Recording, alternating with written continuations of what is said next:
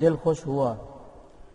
کیا رمضان المبارک کے تشریف لانے پر ہمارا دل خوش ہوتا ہے؟ اگر خوش ہوتا ہے تو پھر مبارک ہو، صد مبارک۔ رمضان المبارک اللہ تعالیٰ کی طرف سے اس امت کے لیے بڑا انعام ہے۔ رمضان المبارک نہ آئے تو ہم نفس و شیطان کے ہاتھوں برباد ہو جائیں۔ رمضان المبارک کے روزے اسلام کے بنیادی اور لازمی فرائض میں سے ہیں۔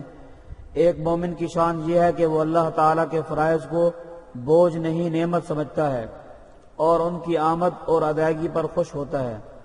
ہمارے آقا حضرت محمد مدنی صلی اللہ علیہ وسلم رمضان المبارک کا خوشی سے استقبال فرماتے، اپنے صحابہ کرام کو رمضان المبارک کی خوشخبری دیتے تھے اور رمضان المبارک کے آغاز میں علوم و حکمت کی بارش فرماتے تھے۔ یاد رکھیں، روزہ بوجھ اور مشقت نہیں، قوت اور لذت ہے۔